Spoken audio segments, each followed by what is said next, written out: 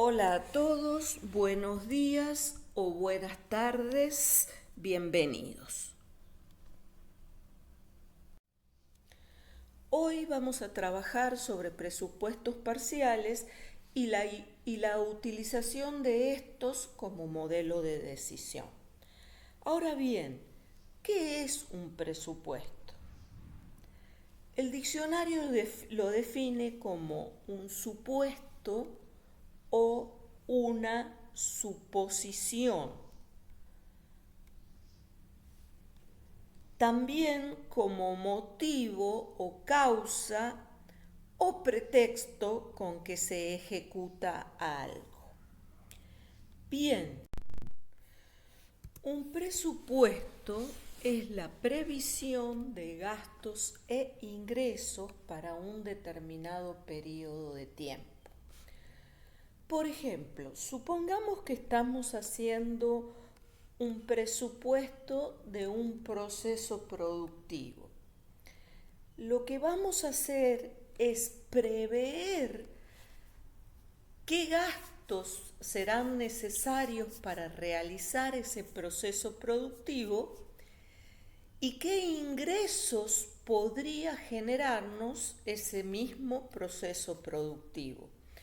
Obvio, en un determinado periodo de tiempo, porque que en este caso del ejemplo es el periodo de tiempo que insume llevar a cabo ese proceso productivo. Muchos de ustedes, por ejemplo, son de otras provincias o de otros lugares de la provincia y residen en San Miguel de Tucumán. Bueno, seguramente ustedes hacen un presupuesto, saben de qué dinero cuentan para enfrentar, por ejemplo, el mes y qué gastos tienen en cargar la tarjeta del ómnibus, qué gastos tienen en pagar el alquiler, eventualmente hacen un estimativo de lo que son los servicios, la luz, el gas, el celular, y estimarán más o menos cuánto necesitan para comer. Y de ahí verán si tienen restos para tomarse o no una cerveza o para salir a bailar un fin de semana. Porque en función de eso es que ustedes van a ver si tienen margen o no para realizarlo. Bien, ¿qué características y componentes tienen los presupuestos? Nosotros vamos a tener presente que hablamos de presupuestos de actividades productivas. Es por ello que el presupuesto debe tener muy en cuenta el modelo técnico o el modelo tecnológico que se utiliza para llevar a cabo el proceso productivo. Este modelo técnico se basa en una matriz insumo-producto. ¿Qué quiere decir esto? Bueno, con determinados insumos que entran en el proceso productivo, se obtienen determinados productos. ¿Por qué es importante tener en cuenta esto? Porque de esta manera nosotros vamos a poder tener muy en claro, por ejemplo, la naturaleza y disponibilidad de las fuentes de potencia, el nivel de mecanización, el uso de mano de obra, uso de recursos genéticos, demanda de tecnología química y el nivel de organización de la empresa. ¿Por qué es importante tener en claro estos ítems? Porque al presupuesto vamos a ir contrastándolo permanentemente con la realidad. Eso es para ver que lo que hayamos presupuestado, ver en qué grado se cumple o no luego cuando se lleva a cabo el proceso productivo. ¿Por qué es importante entonces tener estas cuestiones como separadas? Porque, por ejemplo, si hay una resolución gubernamental que hace que todos los insumos importados aumenten de precio, supongamos que se cobra un arancel más alto a todo lo que es importado, nosotros ya ahí vamos a saber que vamos a tener un impacto importante en lo que es la demanda de tecnología química. Si nuestro proceso productivo es muy demandante de tecnología química y esa tecnología química en su mayoría es importada, vamos a tener ahí un impacto importante y que debemos tener en cuenta. Entonces, esto lo que hace es ponernos algunas cuestiones como en semáforos en intermitente, como para que estemos sabiendo sobre qué aspectos podemos llegar a tener inconvenientes. Bueno, pero esto es solamente el punto A, es decir, hay que tener muy en cuenta el modelo técnico o modelo tecnológico, es decir, el cómo se produce. Otra de las cuestiones que hay que tener en cuenta es el plazo de ejecución del presupuesto. Todo presupuesto tiene relacionado a él un plazo. Ese plazo puede ser anual, trimestral, mensual, lo que fuere, pero no hay presupuesto sin un plazo. Nosotros estamos haciendo un presupuesto de un proceso productivo y el plazo será lo que demore ese proceso productivo. Si nuestro presupuesto es de una actividad que se llama cultivo de soja, será desde que preparo la tierra hasta que cosecho y vendo. Ese es el plazo de ejecución. Ahora, si nuestro presupuesto es de engorde de animales, será desde que adquiero los animales, les doy de comer hasta que obtengo el peso deseado al cual quiero vender esos animales.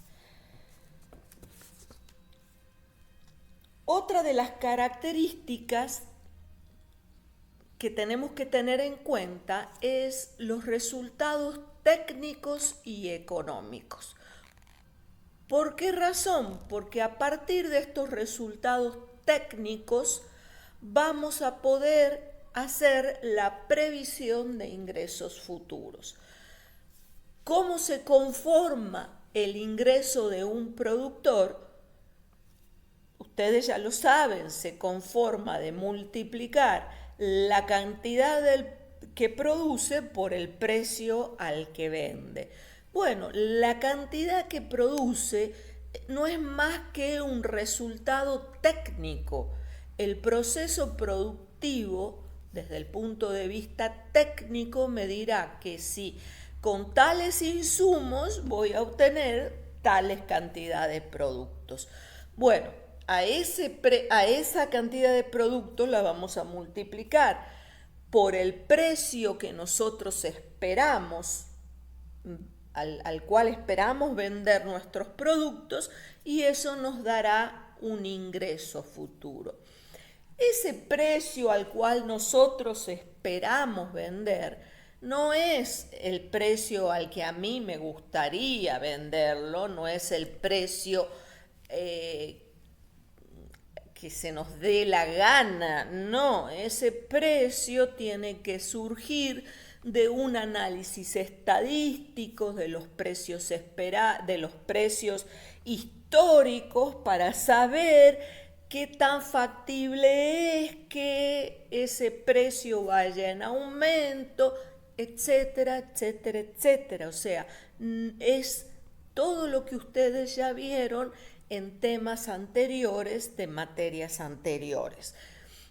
Bien, entonces, obtenidos los resultados técnicos, vamos a obtener los resultados económicos y de esta manera hacemos la previsión de los ingresos futuros. De igual manera, vamos a tener que hacer la previsión de los costos, salidas o erogaciones. ¿De dónde van a salir esta previsión de costos? Y bueno, de vuelta del modelo técnico, de cómo produzco. El cómo produzco, cómo es el proceso productivo, me va a decir qué insumos son necesarios para llevarse a cabo, para poder llevarlo a cabo. Y cada uno de esos insumos seguramente va a generar costos, salidas o erogaciones. Luego de tener los ingresos estimados y los costos estimados, ¿qué vamos a hacer? Y lo que ya ustedes conocen, vamos a hacer un estudio de márgenes. ¿Se acuerdan cuando estudiamos allá lejos y hace tiempo? El margen bruto, el margen neto, el ingreso neto, etc. Eso es un estudio de márgenes y eso es lo que vamos a hacer, solo que con esta información que es estimada, no es real porque no es después de que se llevó a cabo el proceso productivo, sino que es antes de que se lleve a cabo. Por lo tanto, es estimada.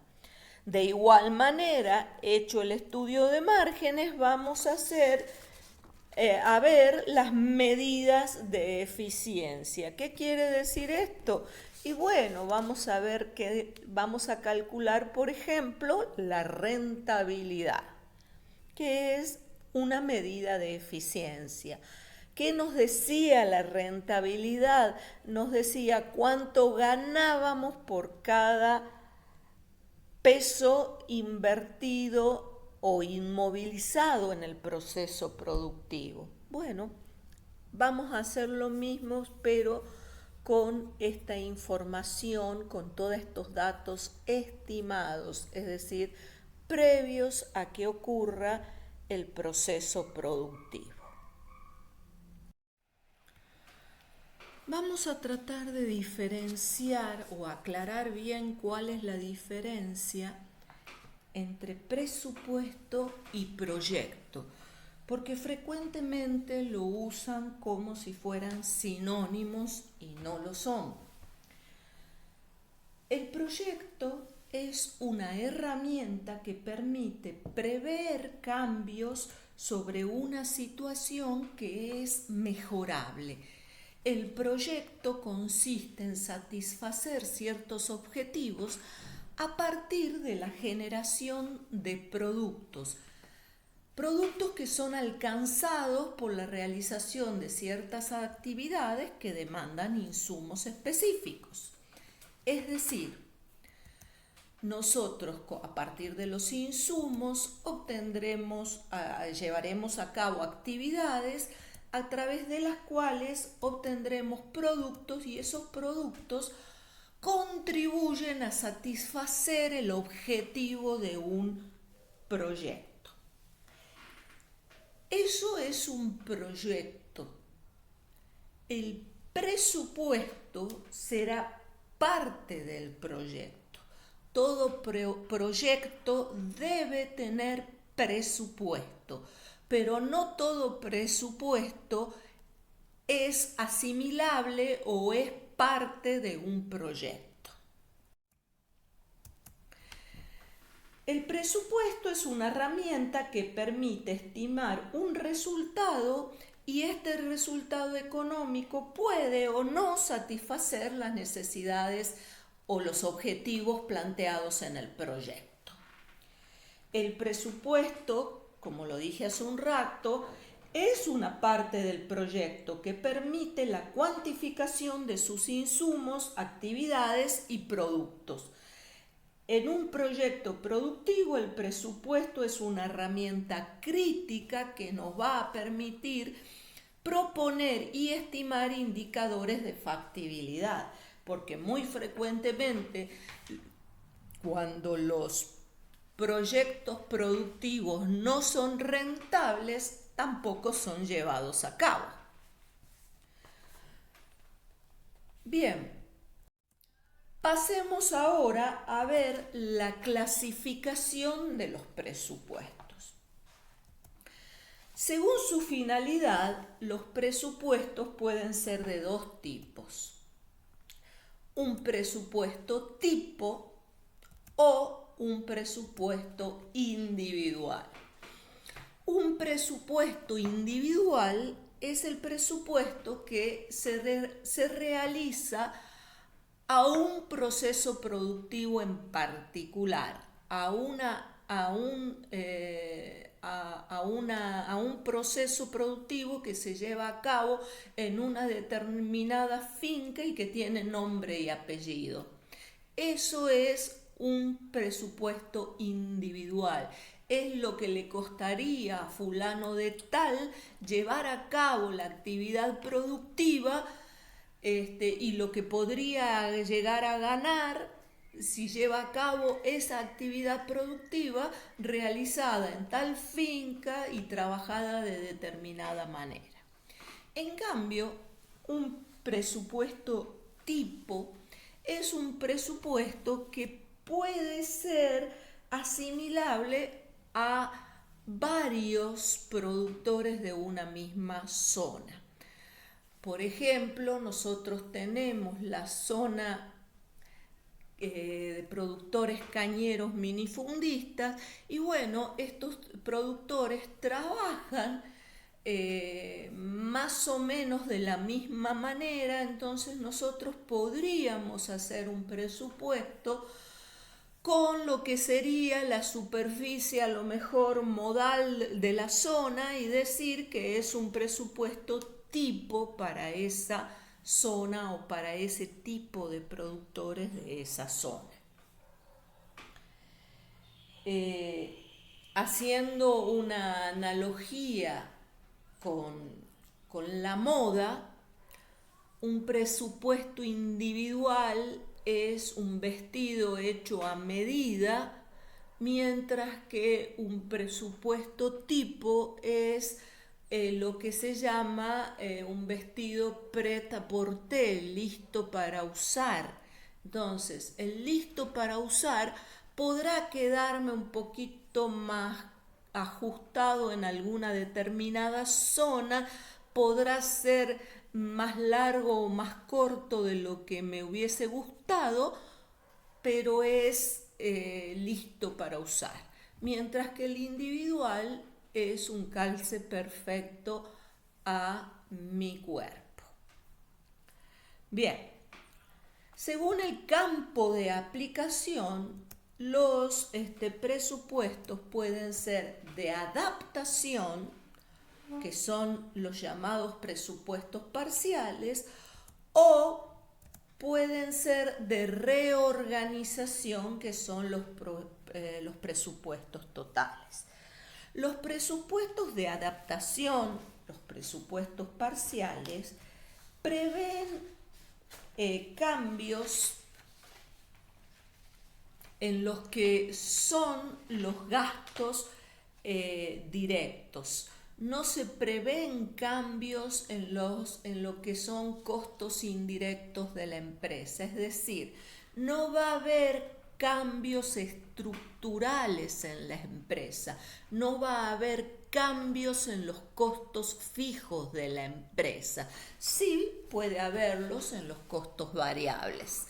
En cambio, en los presupuestos totales, en los presupuestos de reorganización, nosotros podemos imaginarnos cualquier cosa, podemos presupuestar todo un cambio del proceso productivo, podemos suponer que vamos a adquirir más tierra, podemos suponer que vamos a adquirir tal o cual maquinaria, etc. Ahí podemos modificar toda la estructura de la empresa y en consecuencia todos sus costos fijos.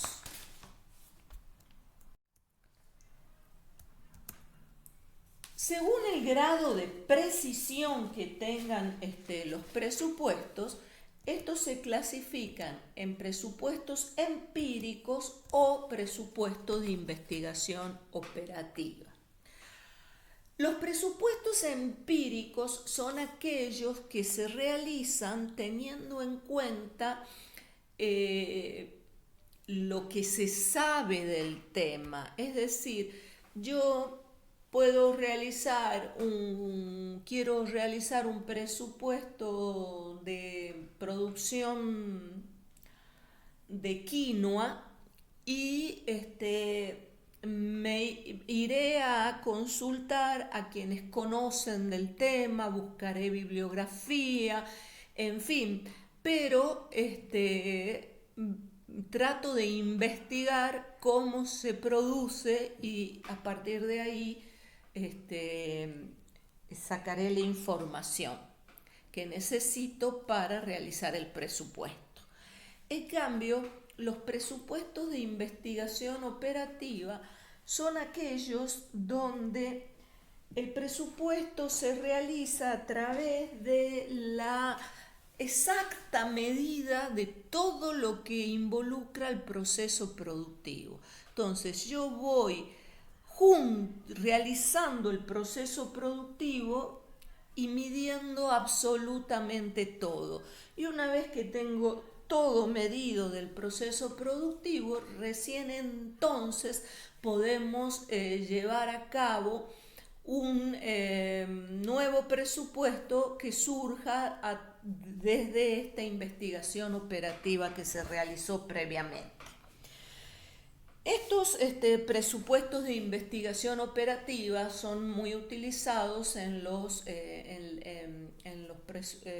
las industrias donde tenemos líneas de producción, por ejemplo, una línea de montaje, ese tipo de producción.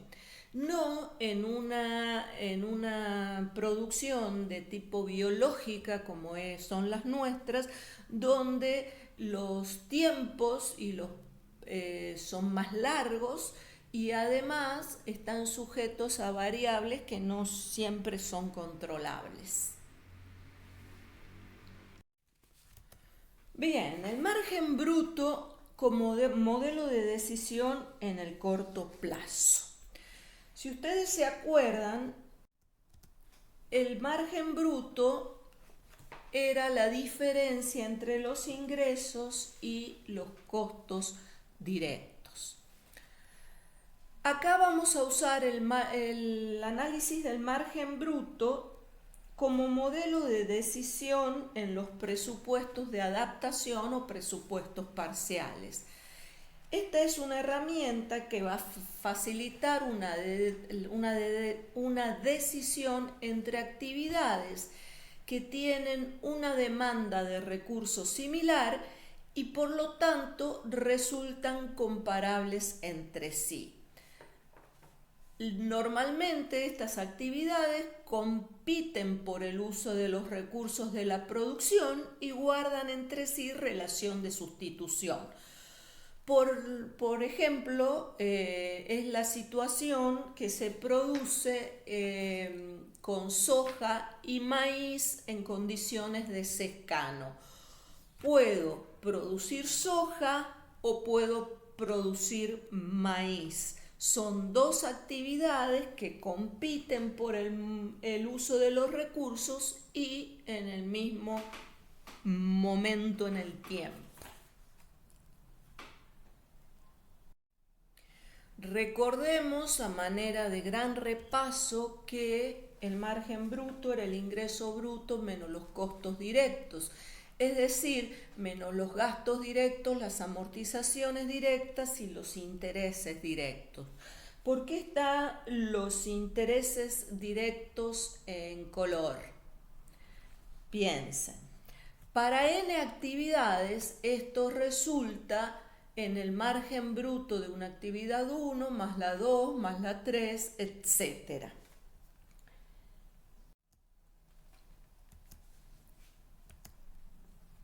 El margen bruto unitario, es decir, por unidad de superficie, no es más que el ingreso bruto por unidad de superficie menos los costos directos por unidad de superficie.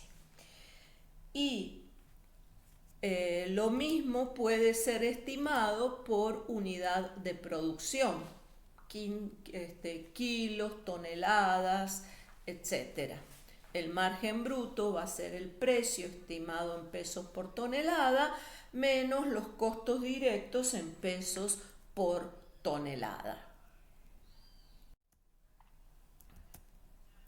El margen neto no era más que el margen bruto menos los costos indirectos.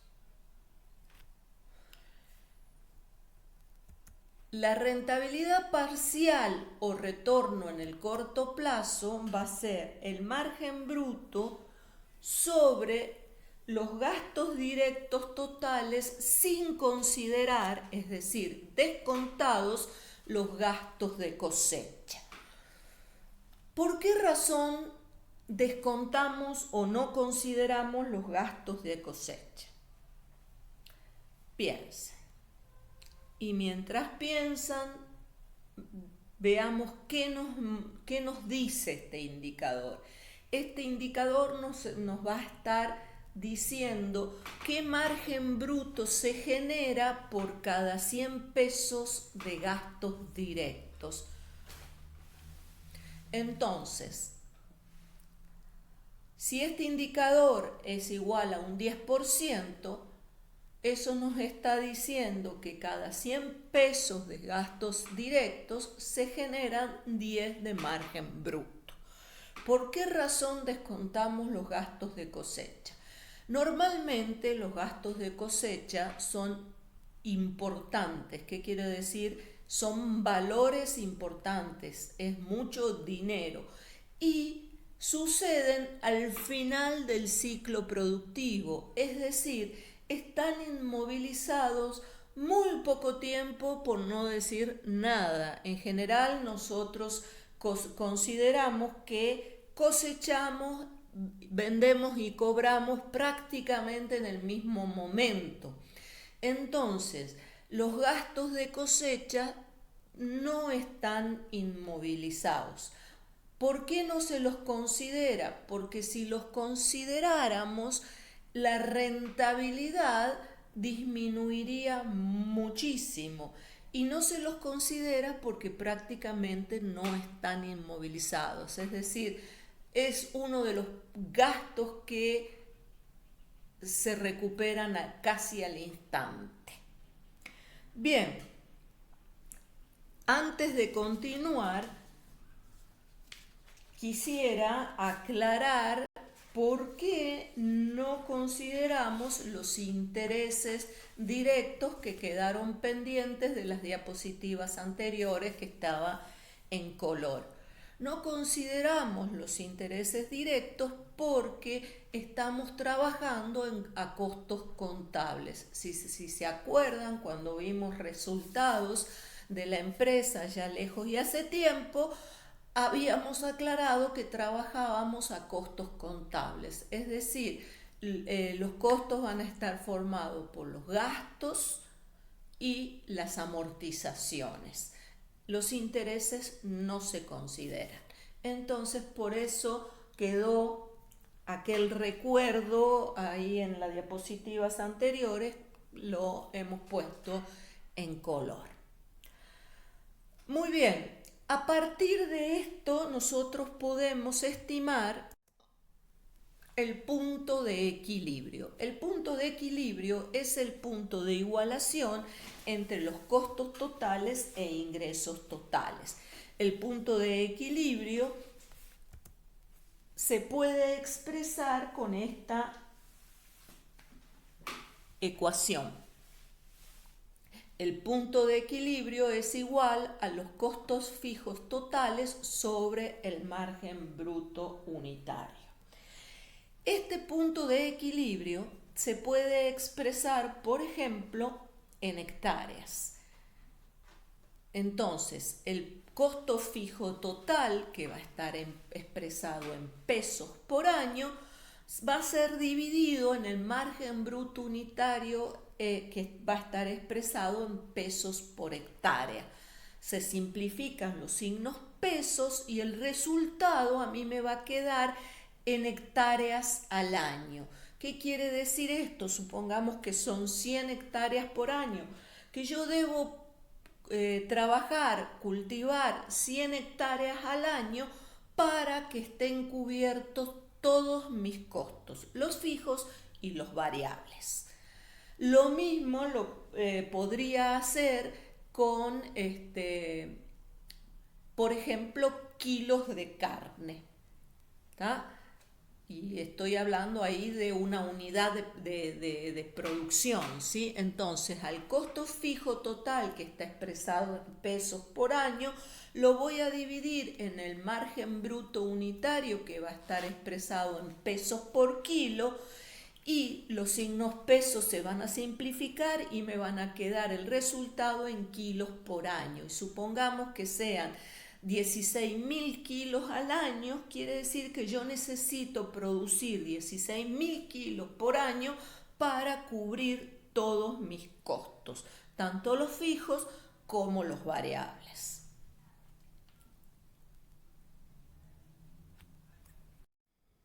De esta manera, si tenemos dos actividades A y B que compiten por el uso de los recursos y guardan entre sí una relación de sustitución, nosotros vamos a optar por la actividad A siempre y cuando el margen bruto de A sea mayor que el margen bruto de B.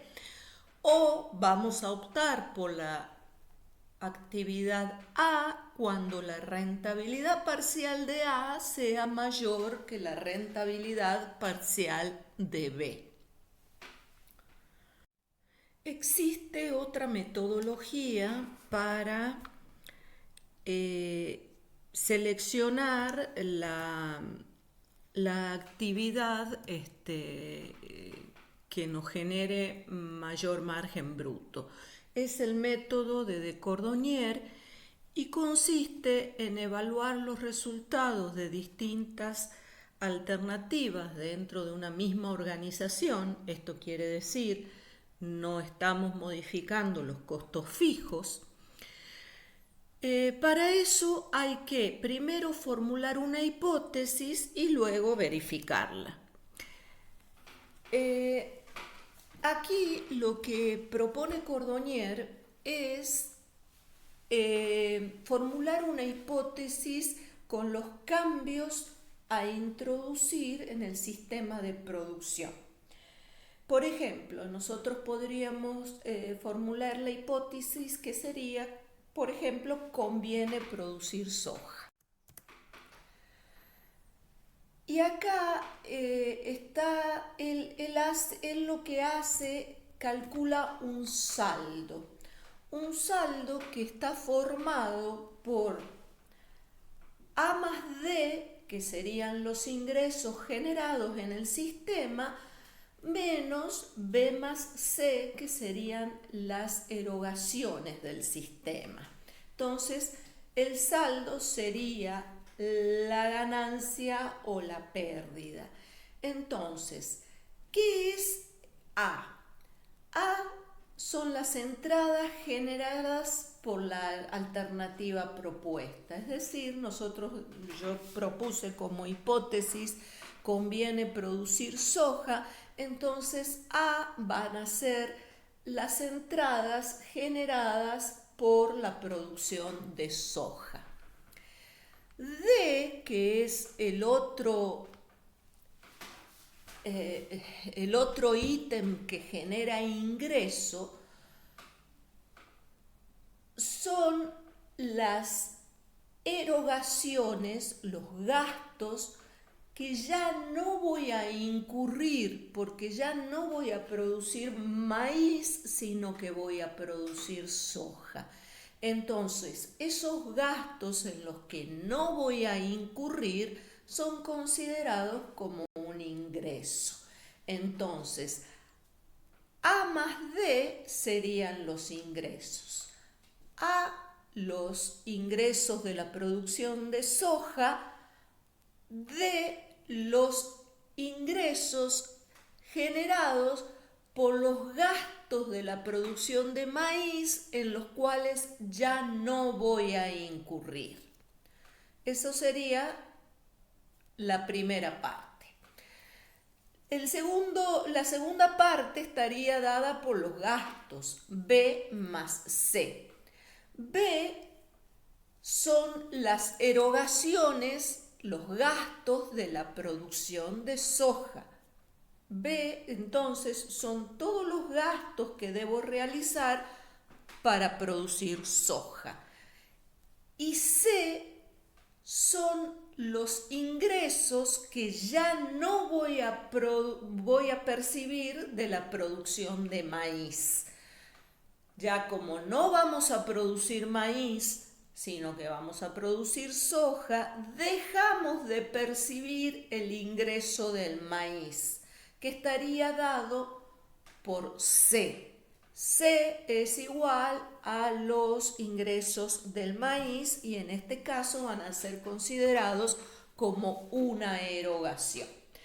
Entonces, acá Cordonnier plantea que si el saldo es positivo, es decir, si las entradas menos las salidas es positiva, conviene producir aquello que hemos planteado en la hipótesis, es decir, conviene producir soja.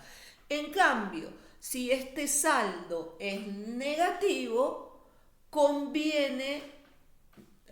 no conviene producir lo que hemos planteado en la hipótesis, no conviene producir soja, sino que conviene seguir produciendo aquello que estábamos produciendo.